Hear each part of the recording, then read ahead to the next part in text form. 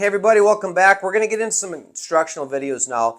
First one we're going to do is the HD food plot screen. Now we get a lot of questions, especially this time of year. What do I do with the old screen? Is this an annual? How do you prep for the ground? Will it grow in shade? We're going to walk you through a lot of those questions today concerning the HD food plot screen. Now, I'm running behind, so I can't walk through each process. Today, we're going to be out behind the house here on that food plot that we use as our kind of our research and educational shooting videos.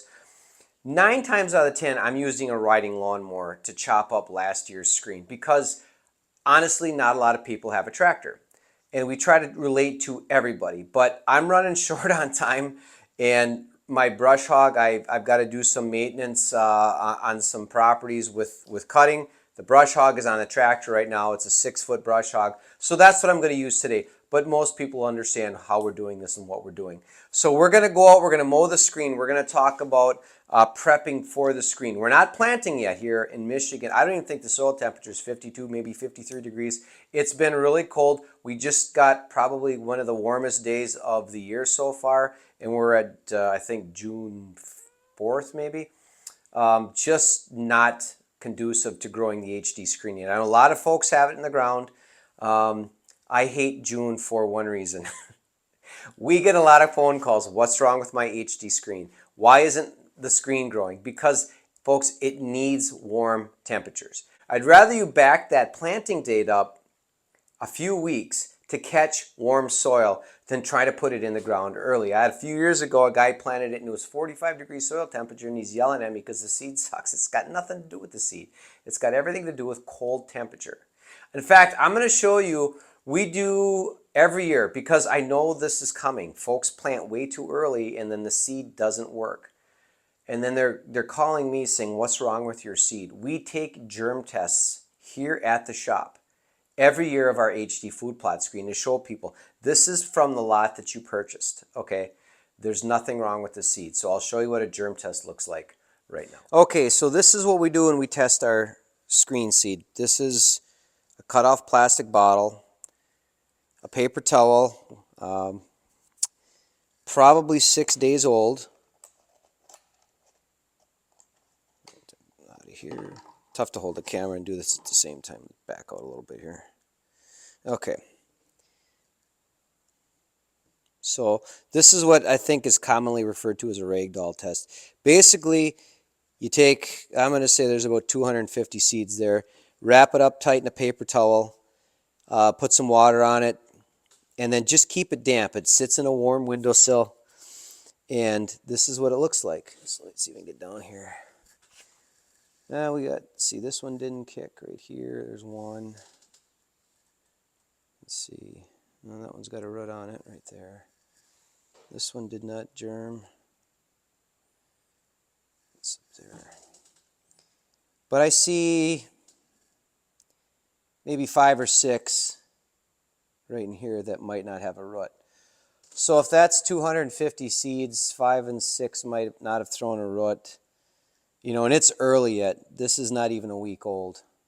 It might be 6 days old it is. But again, it's consistent temperatures. It's in our office in the window, so it gets decent sun. But that's well over, I'm going to guess, 96%, 97%. And the seed label says 85%, and we mark it on the low side. But this is something we do with the HD screen every year. We'll probably do this 2 or 3 times. We've got another pallet coming in. We're going to grab some off of that pallet and do another germ test. But this is the same. This is what we see all the time. Those great germination. And, when folks say, hey, the seed sucks, or, I get it. Trust me. Human nature, the first thing you want to do is blame the seed. And trust me, I understand it. But I just want to show folks, this is what they bought. This is a germ test, and this is how well it does. It's got nothing to do with the seed. It's got everything to do with soil condition, seed depth, everything like that. So this is what we call a germination test on screen seed. We've got milo being tested right now. We've got switchgrass being tested right now. I just did a clover chicory test a couple weeks ago. So we're always testing our seed that comes here in the shop. We test that seed a lot here. at the shop, just because we get so many questions from folks that plant, I think, just way too early. The other thing is, and we're going to do a planting video with the HD screen coming up. They don't bury the seed deep enough. There's a reason we send planting instructions with this particular product, because it's so critical to follow the directions and get a great food plot screen. But I'm going to take you outside now and show you how we prep this year's planting and what we do with last year's residue. This is something we get asked a lot, is what do we do with the HD food plot screen the following year? And this is going to get mowed right now. You can see we've got a tractor with a 6-foot brush hog behind it. I've actually done this particular section with a riding lawnmower before. I just happen to have the brush cutter hooked up to the tractor. I'm running low on time. It's June 1st and we're looking at planting in 3 or 4 weeks. So this is what we do. We mow it and then we'll probably till it and replant it. We're gonna actually move it over there. We're gonna widen it out here. This has been planted about 5 years in a row, and it's probably coming to a point in time where we gotta change it up a little bit. We're gonna widen this screen this year. So we're gonna mow that. We're gonna probably plant one more time and then give it a rest next year. The other thing we get asked is how well does it do in shade? And you can see that's broken down now. Again, it's June 1st. That was planted almost a year ago. And this is not very good. Okay, it's real spindly. You know, it's still strong, but it's real spindly. Didn't get very tall. We've got a hybrid popple right here. This runs north and south, okay? So it only gets about a half a day of sun. Just does not do it very well. I mean, you look at the big rock switchgrass, 2-year-old versus that, it just does not do very well. These screens do not do very well. This gets half a day of sun. So something I wanted to share, our spring chores we're getting ready to do.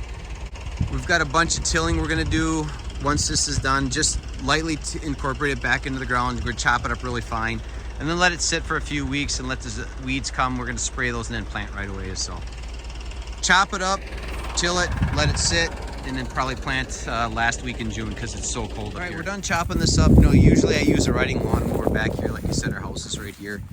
It's really fine. I could probably do a little bit better job with the riding lawnmower. We're just gonna till this under. And people talk about organic matter.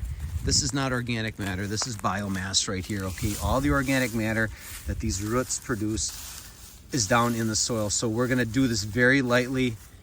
You know, this is gonna take a while to break down, but we're gonna use a new product Brad Harper has, Harper Growing Solutions. It's gonna be on our website too. It's called Meltdown. It is designed to help break this stuff down. Okay, but this is not organic matter yet. It's gonna be organic matter in years to come. But right now, this is just biomass, crop residue. That's all this is. We are gonna put it in the ground. It's gonna take a little while to break it down, but we're gonna use that Meltdown product from Harper Growing Solutions. It's really gonna help. You know, that one thing, and we're gonna talk about this in a minute. We're gonna walk to another part of the screen. Look at the size of those stalks. Those things are huge. You know, that's what this HD screen is. Big stalks. Really, these are still, I can't break this with my thumb. That's what we're looking for, folks. I'm gonna take you over here and show you something else here. Remember we talked about sun, so I'm looking north right now. That's filtered sun. This part right here just gets a half a day of sunshine, and it really struggles. We'll probably document that this year, but even switchgrass in here doesn't like the shade. There's a marker right here, okay, and a lot of you understood and seen these videos where we're comparing our screen to another company's screen, and it's all the same thing. Egyptian wheat, sorghum Sudan grass, green sorghum. It's just all a bunch of stuff that doesn't work very well. I mean, look at it. You saw the stalk diameters over there. Look at this. Okay, here's a bigger one. But I want to show you something. Look how flimsy this is. That is not going to hold up. You saw how hard and solid those stalks of ours are. Look at this. There's nothing to this. And this has been 2 years in a row, the same blend. There's no stalk diameter. There's no stem strength. I mean, this is probably the biggest one out here. It just breaks right over. Here's the other thing. They put grain sorghum in there now. It's gonna act as, let's build it like a house. We got structure down low. We got structure mid-range. We got structure up high with Egyptian wheat. Folks, it's just garbage in this northern climates, upper half of the country. You got to understand something. There's a lot of people trying to sell you product just because they shoot big deer. You should listen to them. That's what they think. Okay, well, keep in mind they shoot big deer because they're hunting where there's big deer. What's that got anything to do with what goes in a bag of food plot seed? Nothing. I shot one of the biggest deer in Menominee County last year, and it's got absolutely no bearing on what goes into a bag of our food plot seed. Egyptian wheat, sorghum Sudan grass, and they try to add a grain sorghum for structure to make it stronger.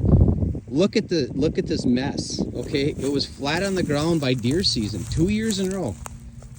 And we're going to plant it again this year, and it's going to be the same thing. It might grow a little bit quicker, but I don't care what it looks like in September. I care what it looks like November 15th here in Michigan. That's opening day deer season. Don't listen to people just because they shoot deer, big deer, where they grow big deer. Listen to people that have been testing this longer than anybody else. We've been working with screens long before anybody else has.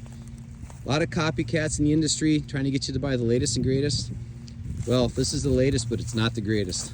So just something to think about. You want a good food plot screen? Northwoods Whitetails HD food plot screen. So hopefully you're following these steps in some form or fashion, but you might not have a tractor or a brush cutter. Like I said, I've used a riding lawnmower, set as high as I can, go really, really slow, and then drop that deck, chop that up. Honestly, that big biomass pile that we had, I'm actually thinking about taking a riding lawnmower with a bagger on it and just putting it through that and then dumping it in the woods just to get that residue off the food plot. I might do a side-by-side trial of that. But, the other thing, we showed you a competitor's screen. We do a lot of side-by-side testing. A lot of our customers, as well as our partners, do side-by-side testing because I like to think we've got the best products available. Like I said in the video, there's a lot of people that are getting into this food plot seed industry. And one of the biggest things I see is somebody with a big social media presence, a big YouTube channel, a big podcast channel, and suddenly they think they're a food plot seed expert. That couldn't be further from the truth. I'm just the opposite. I got a really great food plot seed company. We got a little YouTube channel. We do a podcast as well. But my main concern is food plot seed, getting the right seed into your hands with your conditions, your land, your soil conditions, your planting techniques, your equipment. That's what we focus on. The social media stuff is secondhand. So like I said, be careful who you're listening to, what you're buying. There's a lot of stuff out there, folks. Quite honestly, it's just not going to work. If you want the best food plot seed available, I think we have it here at Northwoods Whitetails. There's something on our shelves for you. So thanks for watching, folks. A lot of instructional videos coming up in the next few weeks. Make sure to check them out.